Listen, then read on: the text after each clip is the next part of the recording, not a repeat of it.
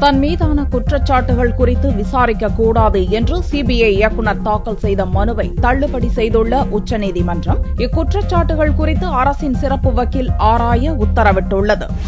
2G அலைவரிசை ஒதுக்கீடு, நிலக்கரி சுரங்க ஒதுக்கீடு ஊழல் வழக்குகளில் தொடர்புடைய சிலர் சிபிஐ இயக்குநர் ரஞ்சித் சின்ஹாவை அவரது வீட்டில் பலமுறை சந்தித்ததாகவும், எனவே அந்த வழக்கு விசாரணையிலிருந்து அவரை விலக்கி வைப்பதுடன் பதவி நீக்கம் செய்ய வேண்டும் என்று பொதுநல வழக்குகளுக்கான மையம் என்ற NGO சார்பில் வழக்கு தொடரப்பட்டது. இவ்வழக்கில் ஆம் ஆத்மி கட்சியைச் சேர்ந்தவரும் மூத்த வக்கீலுமான பிரசாந்த் பூஷன், ரஞ்சித் சின்ஹாவை அவரது வீட்டில் சென்று சந்தித்தவர்கள் தொடர்பாக பதிவேட்டையும் நீதிமன்றத்தில் சமர்ப்பித்தார். அந்த பதிவேட்டின் நம்பகத்தன்மை குறித்து கேள்வி எழுப்பிய சின்ஹா, தன் மீதான குற்றச்சாட்டுகள் பொய்யானவை என்றும் இந்த வழக்கு விசாரணைக்கு தடை விதிக்க வேண்டும் என்றும் பதில் மனு தாக்கல் செய்தார். இதற்கிடையே சின்ஹா வீட்டு பார்வையாளர்கள் பதிவேட்டை கொடுத்தது யார் என்பதை தெரிவித்தால் அவரது உயிருக்கு ஆபத்து ஏற்படக்கூடும் என்பதால் அதை தெரிவிக்க இயலாது என்றும் பிரசாந்த் பூஷன் பிரமாண வாக்குமூலம் தாக்கல் செய்திருந்தார். இந்நிலையில் திங்களன்று இவ்வழக்கு உச்சநீதிமன்றத்தில் விசாரணைக்கு வந்தது. அப்போது சின்ஹா வீட்டு பதிவேட்டை கொடுத்தவரின் பெயரை தெரிவிக்க முடியாததற்கு NGO அமைப்பில் உச்சநீதிமன்றத்தில் மன்னிப்பு கோரப்பட்டது. இதைத் தொடர்ந்து நீதிபதிகள் தங்களது உத்தரவை திரும்பப் பெற்றனர். இதையடுத்து சின்ஹாவின் மனுவை தள்ளுபடி செய்து உத்தரவிட்ட நீதிபதிகள் அவர் மீதான குற்றச்சாட்டுகள் குறித்து ஆராயும்படி அரசின் சிறப்பு வக்கீலுக்கு உத்தரவிட்டனர். இதற்காக சிபிஐக்கு எதிராக தாக்கல் செய்யப்பட்ட டைரி, பார்வையாளர் பதிவேடு உள்ளிட்ட ஆவணங்களை சிறப்பு வக்கீலிடம் ஒப்படைக்கவும் உத்தரவிடப்பட்டுள்ளது. இதனால் சிபிஐ இயக்குநர் ரஞ்சித் சின்ஹாவுக்கு நெருக்கடி அதிகரித்துள்ளது.